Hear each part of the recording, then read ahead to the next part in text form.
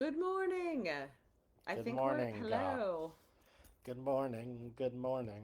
It is December 28th, 2025. The end of the year, if you're following this timeline. Supposed Jamie, and timeline. Ananobi coming right at you. Yeah, it's almost January 1st, 2026. Woohoo! Woohoo! I don't know, something. I had a crazy, as happens, that's why I always like to run here Run in the here in the mornings, cold. because I'm like, I don't know, something always happens. Mm-hmm. Yeah. And it's not a, yeah, it's that, and I don't know how it happened, like how I was, realized this, but, I mean, it was connected to somehow feeling, uh, my dream place of be is one of my dream places is like to be this girl, myself as a girl, as I was just playing by myself. Mm-hmm. And it really brings me into this like body experience, overall experience, full sensory experience of just being at my grandma's house when my grandma was still alive. Mm-hmm. Um, she died when I was 10, and I don't know why that like made me realize that um, part of I feel what happened for me, I don't know when, but after my grandma died, was I feel like my ego, like I had a lot of shame come in after it in my life, and I feel like my ego took the shame, and like then the pride came in. It was like I confused my shame for humility. Like couldn't understand, I didn't know that. Mm-hmm. So I had like, or I, it's like I don't want to say, because then later I had pride about my shame Mm-hmm. as shame. But I think there was a time when I was feeling shame and didn't recognize it as such. Like I was feeling such intense like self hatred, Mm-hmm. At and the age of 10. no, but I Okay. don't know why. I'm just saying that that's Okay. what when this realization came, as I was Mm-hmm. like kind of hanging out in this energy of being at my grandma's, and that was a time before I was so the shame clouds, The came in, 10. constructed Mm-hmm. the false shame, the thing, Mm-hmm. the shame idea of shame like got constructed. But I think I was feeling into humility, like, and I felt that a lot of I feel like my grandma really um, embodied that, and was an example of that, Of humility. of humility, and also just being in the meeting house where I grew up. And there was a lot of quiet, present people who felt very present, and they were also very quiet. Like Mm-hmm. there wasn't a lot of like, I am this. Like there Right. just wasn't a lot of like Quakers are all, grandstanding, yeah. or, but there was a lot of like really beautiful, like especially with certain uh, men in the congregation or whatever in the community, just really. And my father was actually one of those people. Like he had this where he would, when he did speak, it was really like, um it felt like there was so much integrity Mm-hmm. and so much feeling, feeling.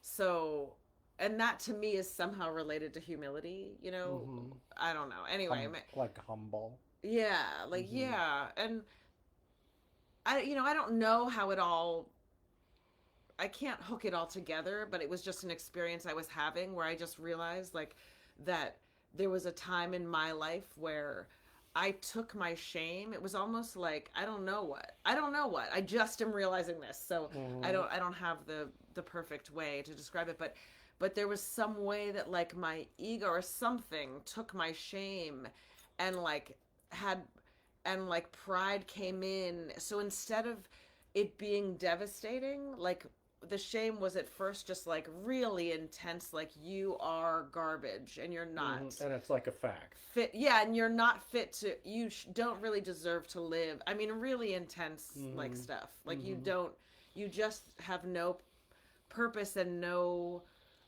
there's nothing that's good about you. There's no Mm-hmm. use. There's no use for you. Mm-hmm. And, you know, and then I had things happen that really, like my sister, you know, said some things that really fit with that, you know, Mm-hmm. really were in alignment with that, which of course like Mm-hmm. fueled those feelings and like, and so, um, yeah, so then all of a sudden it was like I had this like, there's some way that the shame kind of morphed and was like, I am selfless, you know? Like Mm-hmm. I just do for other people, you know, but really that was coming from this intense place of where my knees, I had no foundation anymore. My knees were knocked out from under me. Mm-hmm. And I was like just a shell.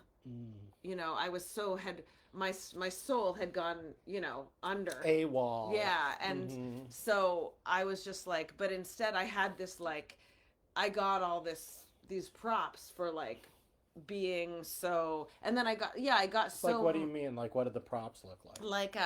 like you're so kind, Like you're friends or people so, just yeah, acknowledge just it. like, yeah, Mm. I mean actually not friends, actually more people Mm-hmm. like who weren't as close to me, Mm-hmm. you know, who probably couldn't feel what was really going on, you know, which was Mm-hmm. just like, you're so kind and perceptive and you just know what everybody needs and like, wow, you Mm-hmm. know, like it's so And this is great. when you were how old? I don't know, like preteen, you know, Mm-hmm. get coming into uh like right like for pre before 15, Okay. between, you know, 13, like around then, you know, when Mm-hmm. I'm starting to hit puberty, so then the whole perfect storm of everything. Mm-hmm. And as you had talked about in the last oh shit, and the thing where the die had been cast, like I just stopped looking inside or just staying inside myself for referencing, Mm-hmm. and I was now going outside Mm-hmm. for all my, for everything, you know, for all the love.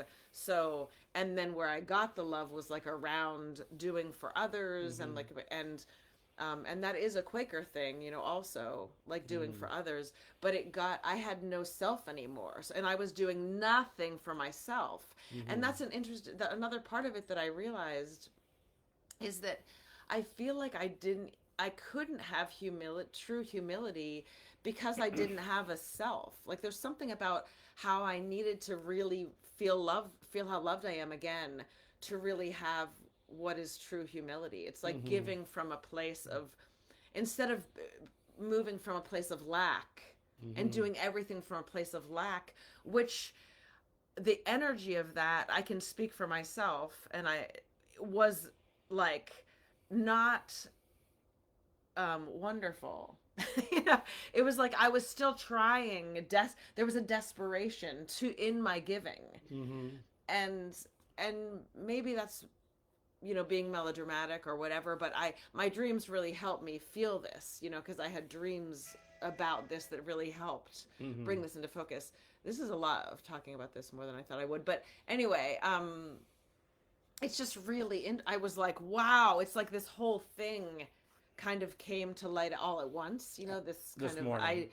this Mm-hmm. morning just coming here, like I was like, wow, um yeah, it's wild. And now I just feel so I feel so different, but I can remember from where I am now, I remember the times. I Mm-hmm. remember moments, you know, of like, oh, I do remember when I just was myself, Mm-hmm. and was the girl in my dream, where I just played by myself, and really so had everything that I needed. Mm-hmm. But the basis of everything for me, like who I was playing with, was God as I know God. Like I was never alone. Mm-hmm. Like I was playing with this like energy of love that I just felt like I was always playing with, Mm-hmm. you know, and I felt like was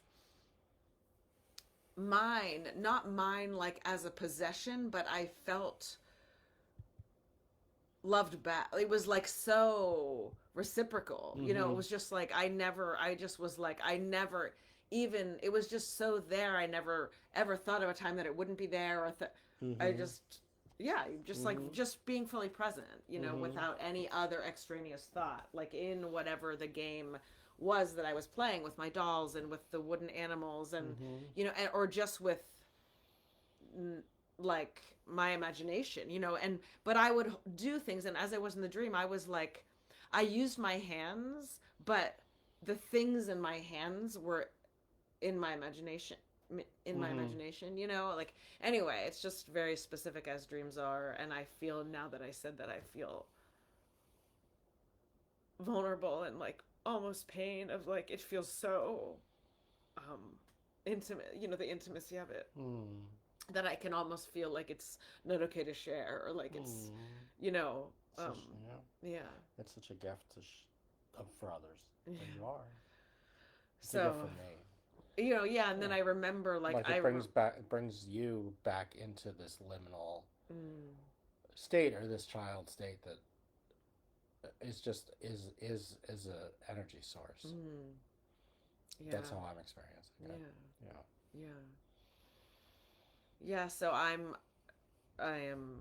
you know, I'm feeling all that more and more, like coming just more and more very alive, that state, you know, more and more, Mm-hmm. you know, returning to that just on the everyday, um which, and like the side effects of that is like that, you know, things that I'm just noticing in terms of practicality and how this, you know, work can just how it meets like the archetypal world and the more esoteric, energetic, whatever, and then the horizontal world of this is being humans in this world and like struggle and, um, is that one big one is I am not thinking, not, I mean, not like I never do, but my the way my thoughts are so different. Like I'm not thinking about how I might be perceived. Mm-hmm. Like I'm just not. I mean, it just happened. In some ways, I just a second ago that Mm-hmm. was a tinge of actually the opposite of that. But anyway, when the fear came in, it was like, oh, I might, people might think I'm crazy or whatever, you know, Mm-hmm. whatever the voices are behind that. But generally, I'm just not. I'm just being more. So like I feel there's just like a level of absolute, like true total joy, which is like I'm is so familiar to me. You know, it's so familiar to me. It's just like the state that I mean, especially in New Jersey, like at the parts of my childhood, like where I just was so, just lived from, you know, like tapped into that and lived from that place. And Mm-hmm. so it's cool because I just am feeling like the things that, like, even before Christmas, like, I 3 days out of the restaurant part of my life, you know, and when I came back, it was just such a shit show. But I found that I was getting less hooked. Like, I was like able to navigate that, to like just move through that without these voices that come in that are this narrative that gets cranked, that just tells me things about what's happening, you know, just it's so exhausting or just annoying, really. And that just wasn't there. It was just like, yeah, well, okay, this is what's happening, this is, it is terrible and nothing was done, so I have a lot to do. At work. Yeah. And Mm-hmm. but it was just like that was it, and then I was Mm-hmm. doing it, and then I was just in the doing of it without the this fucking sucks, Mm-hmm. without the Without all the resistance. story of what Yeah, other yeah, yeah, people are yeah, not doing, yeah, and yeah, yeah, yeah, exactly. And how yeah, like I'm not, uh, whatever the word is. Yes, appreciated, or appreciated. Yeah, yeah, yeah, right. yeah, yeah, yeah. So it's cool. Yeah, Mm. yeah,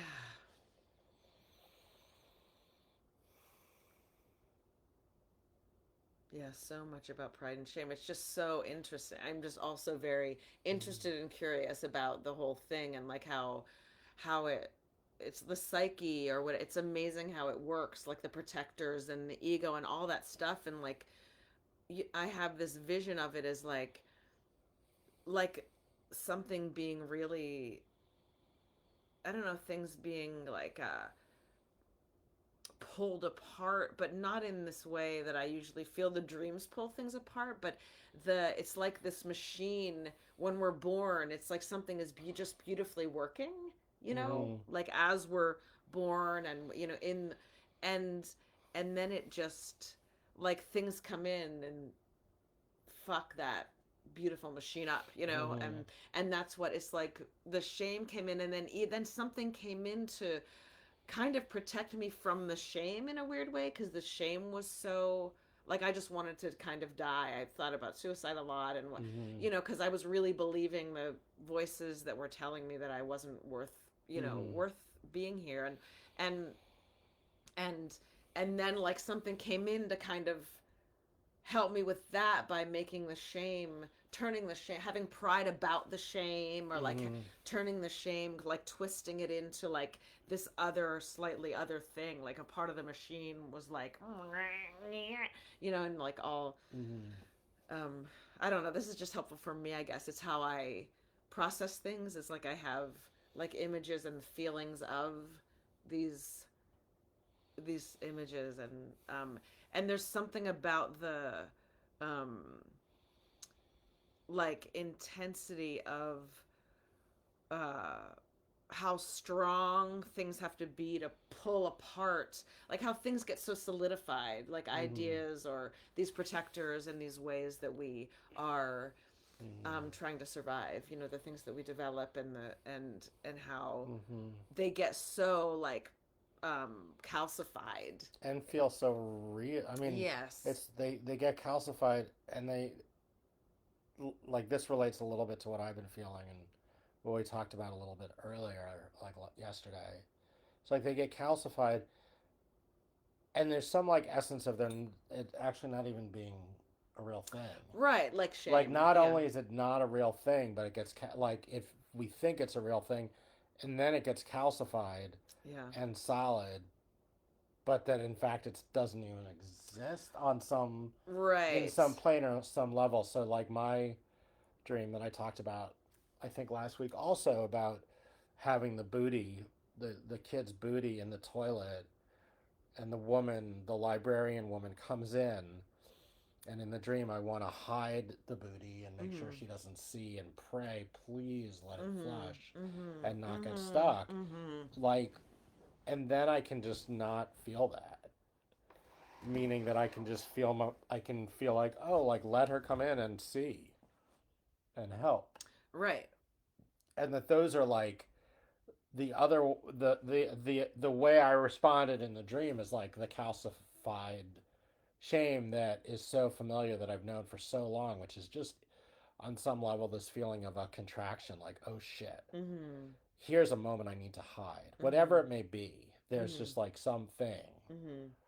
that I can't reveal, that I Mhm. can't Mhm. show. And Mhm. then it's like, oh, but if I do, nothing bad happens. In the dream, Mhm. like in fact, Right. it's like this incredible relief, which in some way is helping me and my psyche and my physiology like recognize that that contraction actually just is not even real. Right. Like it's a real experience, but like I can say it's not necessary, Mhm. but it's not even it's even like on a different plane than not necessary. Like it truly just doesn't exist if I step over here. Yes, and I really want to say something which is, um the thing about, like, it feels real, like when I what part of what happens, and what happened for me, but I know it's not just me, is like that I was so, I mean, my shame became who I was, Right. like, so to say it's not real Well, feels, I'm it's a just hard way to saying. say it. It No, I is. understand what you're saying. I Yeah. just want to say, for people, if there's Yeah. anyone listening who is like, what the fuck? Or like, what do you mean? It's Mm. like that. I know that it's almost like a tender thing, because there was a Mm. time when I was doing my dreams, I was having so much anima work and so much work to clear out my shame, because I just was like Mm-hmm. so incapacitated by it, Mm-hmm. and it took so long. And Right. It's not a decision to make. yeah, and it's It's not a not. brain decision. You Yeah, can't yeah, think your way out of right, shame, or right, you can't say like, "Oh, right. shame's not real." And it's okay if you have it and if it does feel real or Right. whatever. Right. That's It's the thing. Like you yeah. can't. It's that you can't just think. I don't think. I mean, maybe some folks can, but you can't just decide that the experience that you're having isn't an actual experience. You have to sort of be able to like, and this is what I love about the dreams. You have to be able to experience a counter experience Mhm. in order to question this experience, right? So I'm able to in the dream, and this is like a new thing for me, feel and allow this woman to just walk in. Mhm. Like that's new. Like I Mhm. wouldn't, Mhm. years of dream work wouldn't have done that. Like the realm of that possibility was like not like Right. impossible, Yeah. right? Yeah. Because I mean, Right. partially because of particular aspects of my experience of growing up, of like having a mother who was 100% judgmental all the time, you know, and a father who was incredibly shamed like all the Mm. time. So Mhm. there wasn't a possibility of this experience of like, oh, I can just show the booty. There was that Mhm. wasn't Mhm. that wasn't Mhm. real. Right. Right. That Right. that Right. didn't Right. Right. exist as a Right. reality at all. Right. Like I had Right. no experience of it at all. So it is over the course of time of being able to feel all these things that I wasn't able to feel as a kid, which is feelings of like openness and support and being loved and being appreciated and being acknowledged and being seen in like really, really deep ways, um, that I've allowed myself to open up to because the dreams have been able to gently move me there. Mhm. That the experience is an experience of like, oh, this is real. Oh, and now my experience is that this is not real. But Mhm. it's not deciding that there is no shame. It's Right. like Right. I can Right. Right. Right. experience that Right. shame as just not being Mhm. real. Like it's an actual experience. Mhm. But if I feel it, I'm like, oh, okay, my body's doing something. I feel shame, and I happen to know and be blessed enough through the healing to know that it's not real, Mhm. and that there's another place for me to be. But Mhm. it's surely beyond. Shame's not a real thing. Just don't pay attention to it. Mhm. Right. Right. Like I Right. remember Right. my early days of being a therapist. I was like, so when shame comes up, just try to not believe it. Like that's what I would. That would be sort of the guidance. Mhm. Like Mhm. remember, it's just a voice, Mhm. but that's Mhm. not true. Mhm. It's Mhm. way Mhm. more than just a voice. Mhm. It's in our cells. It's in Mhm. our Mhm.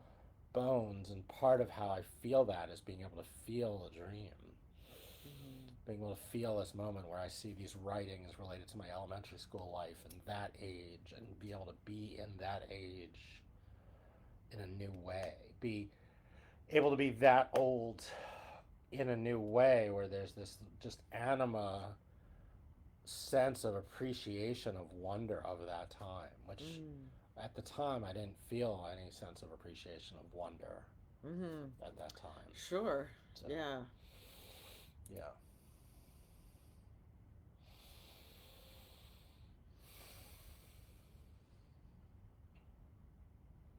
Mm. So yeah. I have one more thing that was really amazing, and I'm still kind of um I'm not fully, I don't know what, like processed around it or something, but Mm-hmm. it's really obvious, but I'm gonna say it anyway because so um my mom has dementia. Everyone knows this because I talk about it, because it's very relevant. My And she needs to move into a higher level of care, part of um the place where she is, and doesn't she doesn't have a lot of people close to her. So yeah. So anyway, um someone came into the restaurant on Friday. This dear, dear man, David, whom I just love. I don't even remember. He just started coming in once a week for to get a veggie slice, and Mm-hmm. he's in his late 60s, Mm-hmm. maybe early 70s now. But and his he used to talk about his wife, and he and blah blah blah. And then I asked him one day, like, I said, "Oh, how's, like, love to your wife, or how's your wife?" And Mm-hmm. he said, like, "Oh, she's now in assisted living, Mm-hmm. and she has Alzheimer's, and she's starting to have dementia." And Mm-hmm. so when I saw him on Friday, I just was so happy to see him. I just, like, there's so many people I just want to say, like, I love you so much. Mm-hmm. Um, and I said, how was your holiday, and how's your wife? Mm-hmm. And we talked about a little bit. He knows about my mom, and I was really relating to things that he was saying, and he said, you know, it's really worse for me. Like, I really think that she's okay. Mm-hmm. Like, she's having a better time than Mm-hmm. I am, Mm-hmm. basically. And I was like, absolutely. You Mm-hmm. know, I really, and I've been feeling into this ever since, like, someone said that to me, like, recently, as it turns out. And I realized, since talking to David, there was something about that moment where I was like, I am projecting. No. Like, I am projecting.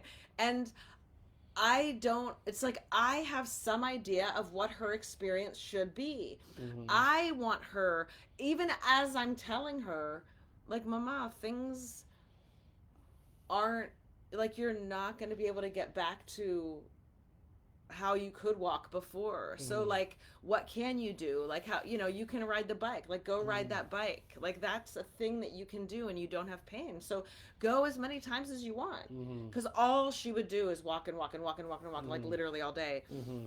And now she goes and rides that bike, like, multiple times a day. Mm-hmm. She goes, and which is great. But as I'm saying that, I'm still in some way, like, I can feel in a way that I couldn't feel before. Mm-hmm. Um, how I am resisting reality as well, like, with my mom. Like, there's Mm-hmm. some way that I am agony, like, I am in agony. I am in agony about what's happening with her. Mm-hmm. Um, and I just wish it weren't so. I wish that she was the whatever, vivacious, blah, blah, blah. I wish for her that she could still drive, and I wish it was different. And yet there's some way that I'm not accepting, what's happening. Mm-hmm. And, like, really, really in the nitty gritty, I, like, either want her to be dead so she can have relief and whatever, like, because Mm-hmm. I mean, or I want it to not be as hard as it is. It's like, Mm-hmm. and so there's really something here for me. I'm like, wow, there's some way that even when I think about her, which is a lot, I'm, like, feeling responsible for her, and wanting her to, like, not be suffering, and just projecting. Like, I just Mm-hmm. really think that on the everyday, like, it's not so bad for Mm-hmm. her. Which, I mean, I feel so uncomfortable saying all this Mm-hmm. also, but I feel like, but I really feel, this is what's happening, and it's really real. And she's talked to me about all this stuff about, like, wanting to die and being ready to go, and, like, I feel like I've lived a really good life, and Mm-hmm. I really am ready to go, and I wish that I was, and, like, and yet I'm not. So, like, okay, like, now I am, and I just did the thing, and I did the day, and it was really boring, and I did all the things, and now it's the time where I can watch some TV. I let myself watch, because she doesn't want to watch TV all day, like, as so many Mm-hmm. people, and I just, like, now I can watch some TV and then go to bed, and, like, um so this is it, and there's just something for me about there's just something for me that I feel there's some work I need to do somehow, or like there's a way that I'm sort of realizing or thinking about what's going on with my mom and me and how I'm inserting myself in some way. Mm-hmm. And I don't want to do that, Mm-hmm. so I pray for like help with that, clarity around that, dreams that will help me with that. So, because I think it would improve everything for everyone, Mm-hmm. Right. Um, so yeah, that was my other sort of thing where I was like, so thank you, David. I'm just so grateful for Mm. that man and his presence and his like I feel his heartache and in sharing what his experience is with his Yeah. wife and how it is hard for him because he is living with her and like she's no longer all the stuff like Mm-hmm. he's like yeah I mean she's just living in the past completely and she's Mm. but she's like very happy and Mm-hmm. like my mom is very like um she laughs a lot, like way Mm-hmm. more now than Mm-hmm. she has in years and years and years. So, yeah. Right. Yeah. So, we both share the pain in the brutality of this disease, the Alzheimer's dementia stuff. It Mm-hmm. just like feels like woof, it's really hard to yeah, it's hard to be with. It's hard to yeah, be with. Yeah.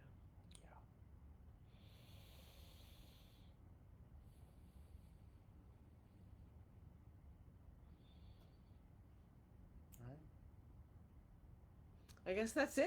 Yes, Ben that's doesn't it. have anything popping around. No, the only thing that comes up for me is like you talking about David and how I've had some experiences recently. It's very different than the topic you're talking about, or just sort of the appreciation for how the conversation with another or the connection with another just opens up to like another new thing. Mm. Really, like Mm-hmm. it's funny because I've been this word mondegreen has come up for me. This friend of mine introduced me to the word mondegreen, which is basically misunderstanding something without realizing you're misunderstanding it. So a lot of it is like singing lyrics Mm-hmm. of songs wrong. That's a mondegreen. But I found I looked up the word and there's a deeper definition of mondegreen, which is that misunderstanding of what it is actually leads to something brand new. Oh So if yeah. you misinterpret the lyric and you thought all 20 years the lyric Mm-hmm. was this Mm-hmm. thing, Mm-hmm. that the lyric that you thought it was has opened up this whole new way of thinking about Mm-hmm. something, Mm-hmm. even though it wasn't really what it was. And there's something really Yeah. marvelous about that, and how the engagement with others around that. There's just such a quality of like expansiveness of new ideas. Well, there is, and there's also a place where like ju- because if someone just casually is like, oh, someone could be like, oh, that's not that lyric, you got the word wrong, or like there Mm-hmm. can be judgment and shame that comes in, Mm-hmm. which Shuts can down. shut everything Right, down right. too. So that's like That's like amazing. not the Mondegreen, right? Yeah, It's like, yeah, yeah. yeah, Or we can even like, yeah, like, shame ourselves or yeah. yeah, miss out on. Like there's a song by Van Morrison. It's called Jackie Wilson Says I'm in Heaven When You Smile. And it's like, I'm in heaven, I'm in heaven. And my friend in college at UVM, Mike, heard it as pumpkin enema. So we Wow. were like, we'd sing pumpkin enema. Wow, that's a So I'm really. not saying that necessarily Uh-huh. opened up to like a whole new cathedral of like Mm-hmm. belief system, but it's just, I don't know, it's just so, there's something that's really fun and ingenious in the brain that there's these new things open up from Mm. misinterpretations and misunderstandings in a way What's the that, one winged dove thing, or what's the one? oh What's well, that Stevie one? Nicks is so many people, I thought it was this for a long time, is just like the one winged dove sings a song, sounds like she's singing. Right, that's what I thought. Right, it's white winged dove. Oh, right, white winged. Just Yeah, like the white winged yeah, dove. yeah. And it's funny because Wake has started listening to Every Breath You Take. Mm-hmm. And there's a line where he says, and I thought it for years was, I'm a pool hall ace with every breath you take. I was sure of it. And he's saying how my poor heart aches with every breath you take. But I was so sure that it was a pool hall ace, which I never. Part of how my brain works is I don't really listen to lyrics for understanding. Like Uh-huh. I don't Like think about, I contextually don't or contextualize mm-hmm. lyrics at Mm-hmm. all. So it was funny because I saw this book like decades ago, which was all about misheard lyrics, and it was Uh-huh. called "Excuse Me While I Kiss This Guy" Yeah, yeah, with Jimi Hendrix. And so I yeah. was looking through it, and Pool Hall Ace was in there. Oh That's how I learned. wow. That's how I learned that wasn't the lyric. That's I great. was like, these fucking idiots, they don't even understand lyrics. And then I look and it's like, oh, Pool Hall Ace. I was like, it's not. Yeah. And a friend of mine thought the band Hall and Oates was Hauling Oats for 20 years. So good. Hall and Oates. Right. Oh, that's Yeah. great. I love that. Mm. Oh, so good. Yes, it is so good. All right. See you in 2026. Bye. Thanks, Bye. everybody. Send us your misheard lyrics and your dreams if you're Yeah. interested in maybe knowing or curious about them. Bye. Bye.